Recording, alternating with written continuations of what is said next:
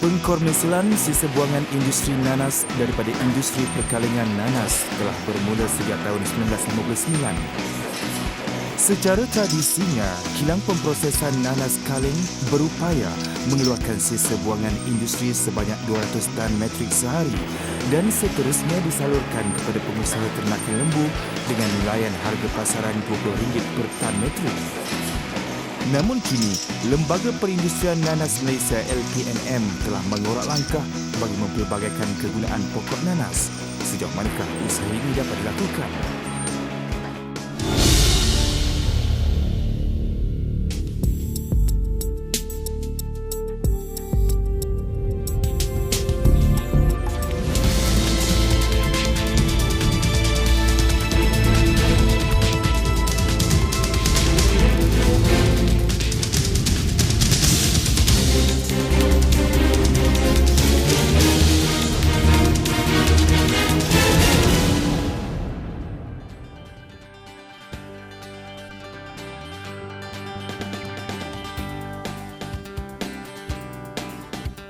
Nanas merupakan sejenis tanaman tropika yang dipercayai berasal dari bahagian timur Amerika Selatan.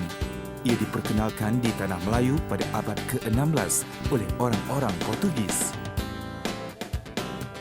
Pada tahun 1921, nanas mula ditanam di Singapura, Johor dan Selangor sebagai tanaman kontan. Tanaman nanas terus berkembang dan diusahakan secara peladangan di kawasan tanah gambut, terutamanya di Johor. Seiring dengan hasrat kerajaan dalam memberikan tumpuan kepada peningkatan pendapatan serta membentuk kalangan penanam nanas yang maju dan berdaya saing, penghasilan produk tambah nilai daripada sisa ladang nanas merupakan satu inovasi baru. Ia dijangka dapat mempelbagaikan sumber pendapatan penanam nanas melalui penggunaan sumber secara maksima serta penghasilan produk yang berkualiti tinggi.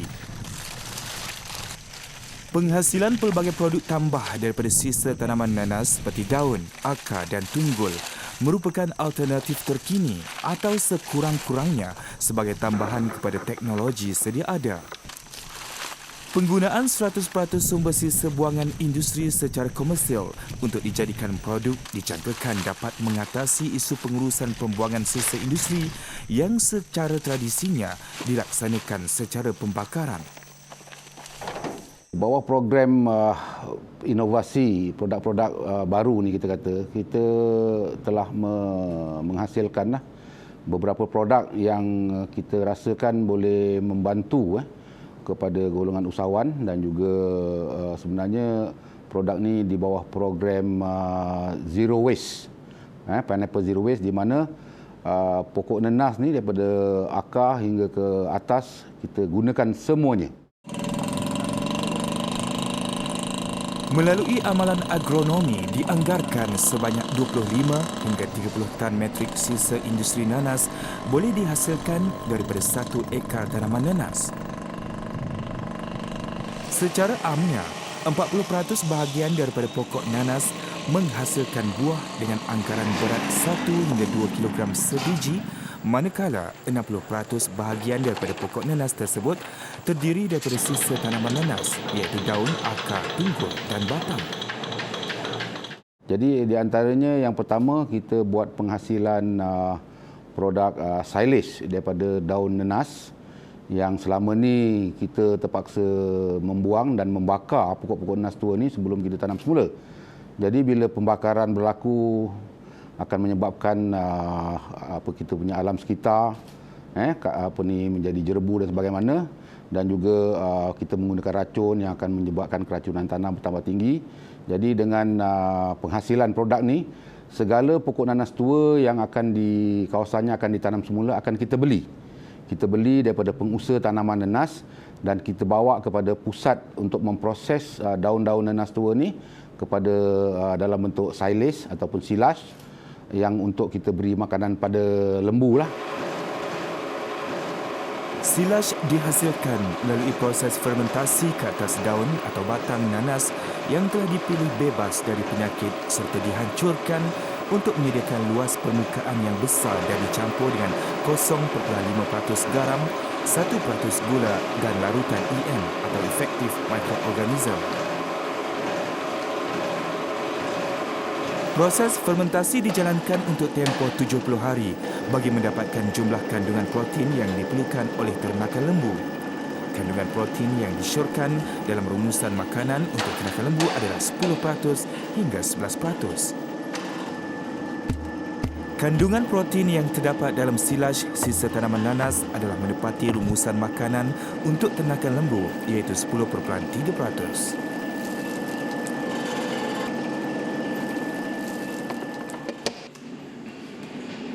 Kajian ini telah bermula seawal tahun 2012 antara kerjasama LPNM dan pihak EPTA, di mana objektif utama projek ini adalah sebagai satu langkah bahagian pembangunan produk dan bioteknologi Lembaga Perindustrian Nenas Malaysia dalam merealisasikan konsep zero waste sisa ladang nenas. Pengeluaran silage ini boleh dijadikan sebagai satu alternatif dalam usaha mengurangkan kos penginputan makanan ternakan dan secara tidak langsung dapat mengurangkan pengaliran masuk produk makanan ternakan ke Malaysia.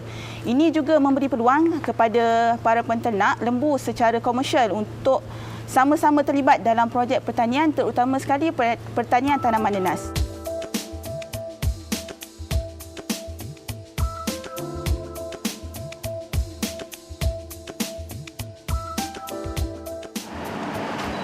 Kajian mendapati ternakan ruminan seperti lembu boleh memakan minima 10 kg silaj sehari.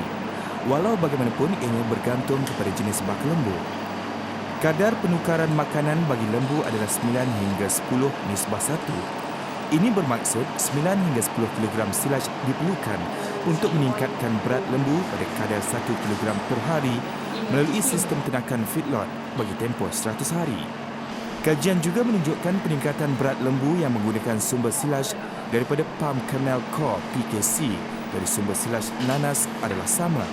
Peningkatan ini bergantung kepada kandungan protein yang dihasilkan oleh silaj tersebut. Kita mempunyai 3 fungsi utama iaitu pembangunan produk, kawalan kualiti produk dan juga pembiakan dan pemeliharaan benih nenas menggunakan kaedah silviculture. Okey, di bawah unit pembangunan produk, kita merangka dan membangunkan kajian-kajian dan penyelidikan dalam pembangunan produk-produk industri nenas, sama ada makanan ataupun bukan makanan. Di sinilah kita membuat jaringan kerjasama bersama agensi pendidik, di mana kita membangunkan produk-produk inovasi, sama ada makanan dan bukan makanan itulah. Contohnya seperti silage, makanan haiwan dan kertas.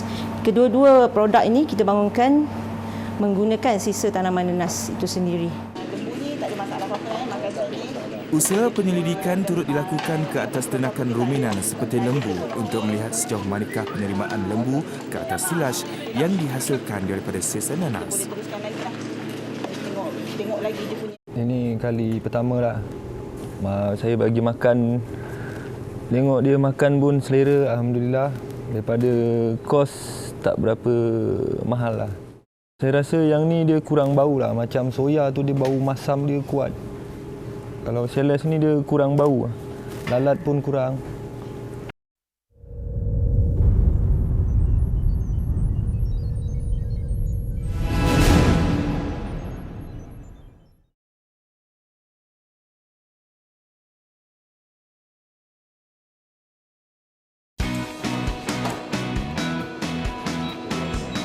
Industri nanas Malaysia mendapat sokongan kerajaan dari segi polisi pembangunan tanah. Sektor pekebun kecil dan sektor ladang adalah diberi perhatian oleh kerajaan melalui pelaksanaan program-program pembangunan dan program sokongan industri. Beberapa strategi telah diatur berdasarkan perancangan jangka panjang yang telah disusun. Dengan misi memantapkan industri nanas negara sehingga ke tahap penguasaan produk di peringkat global melalui perkhidmatan teknikal dan bantuan fizikal ke peringkat pasaran dan pemasaran secara lebih kreatif dan inovatif, semestinya menjanjikan satu era baru bagi LPNM untuk terus berdaya saing di peringkat global menjelang tahun 2020.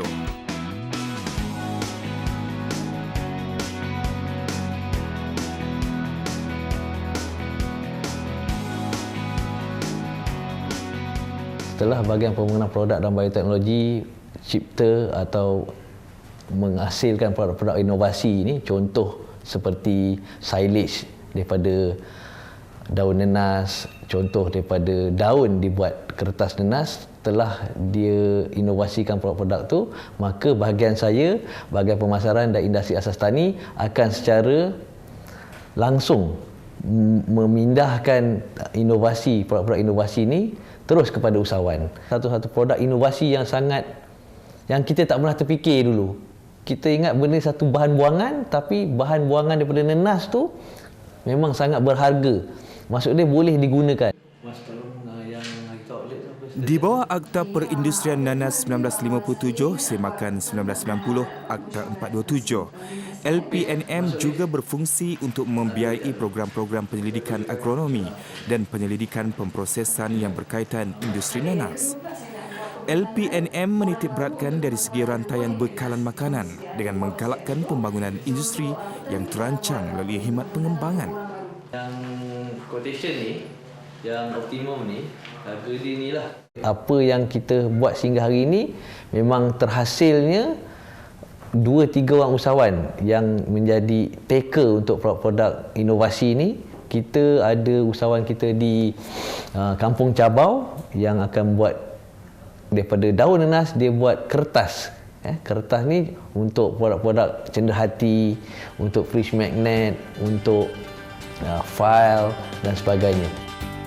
Tangkak merupakan sebuah bandar kecil yang terletak di daerah Ledang, Johor serta merupakan bandar pentadbiran utama di daerah Ledang.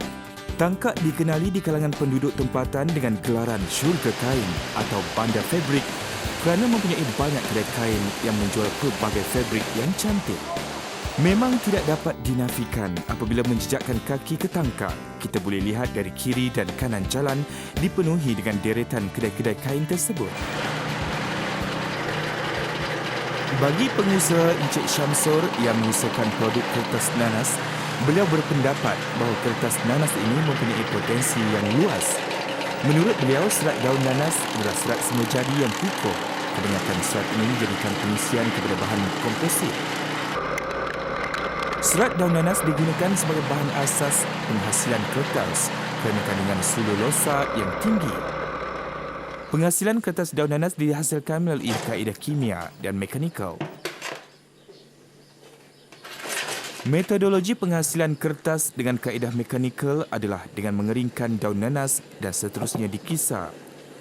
Proses bleaching seterusnya dilakukan dan penggabungan serat bersama kanji adalah proses terakhir sebelum serat tersebut dikeringkan menjadi lampiran kertas sepenuhnya.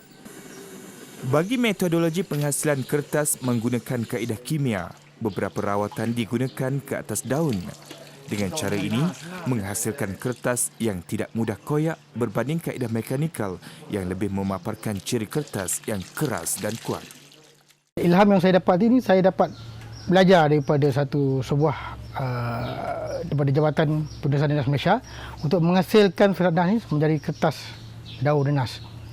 Hampir selama 5 tahun saya bersama dengan pihak Lembaga Perindustrian Malaysia dan beliau banyak membantu dari segi pembangunan produk, pembaikan untuk memastikan kertas daun ini, dan pihak lembaga juga telah memberi saya geran atau dana sebagainya untuk memajukan industri perindustrian nanas ini.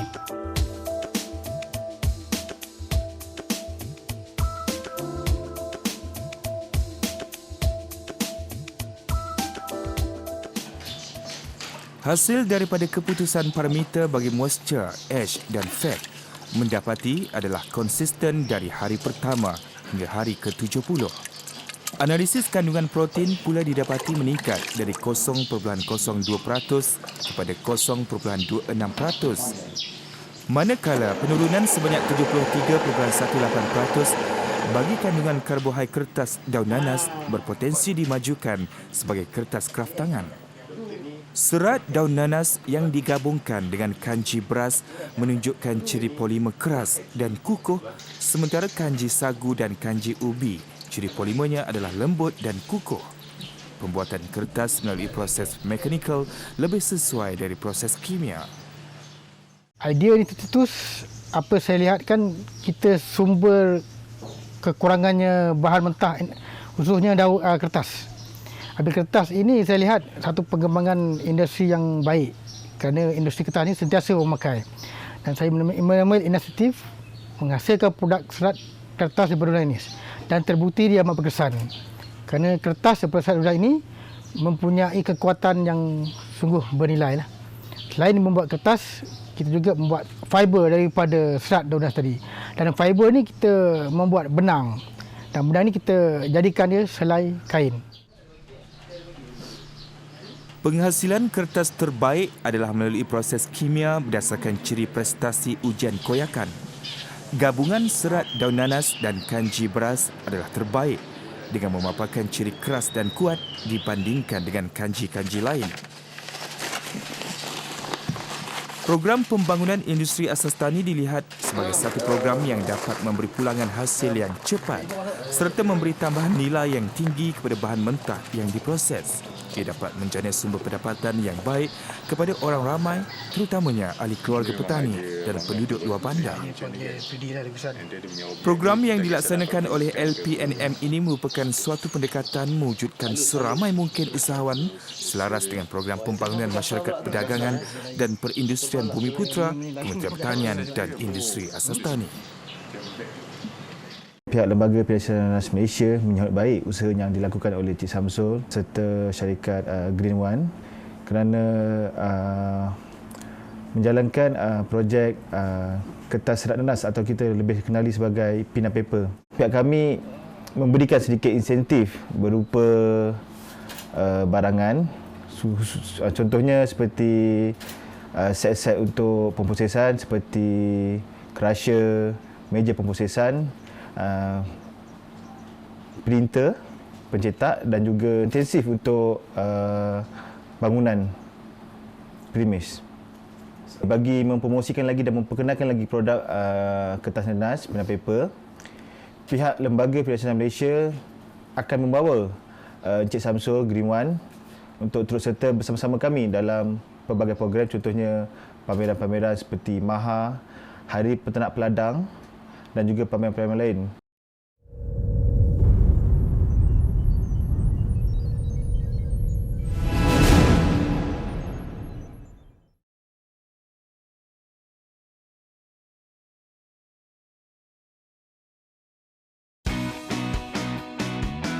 Pontian merupakan salah satu daerah di Johor yang terletak 62 km dari Johor Bahru, ibu negeri Johor. Ibu daerah Pontian ialah Pontian Kecil. Nanas ditanam dengan meluas dan menjadi simbol kebanggaan masyarakat di daerah ini. Seperti daerah lain, Pontian turut mempelbagaikan aktiviti ekonominya untuk memastikan daerah ini maju seiring pembangunan negara. Spa Kasih Anana menggunakan produk kecantikan berasaskan herba dan nanas yang didapati berkesan untuk rawatan luaran dan dalaman, bukan sahaja bagi wanita, malah kaum lelaki.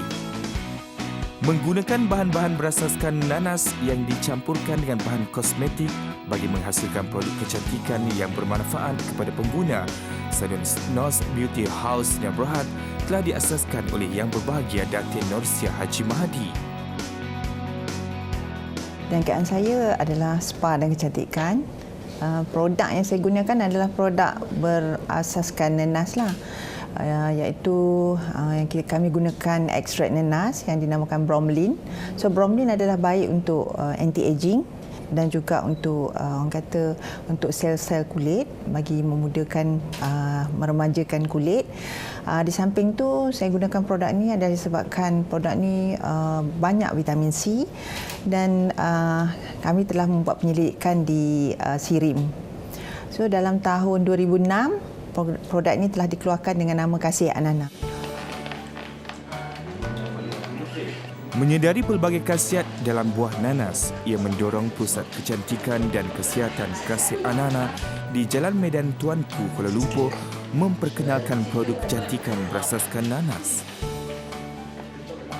Menurut Pengarah Urusan Kasih Anana, Muhammad Zikri Muhammad Zaihan, penghasilan produk Anana adalah kerjasama dengan Sirim dan Lembaga Nanas Malaysia yang sehingga kini sudah menghasilkan 23 produk dan dijual di hampir 70 cawangan di seluruh Malaysia.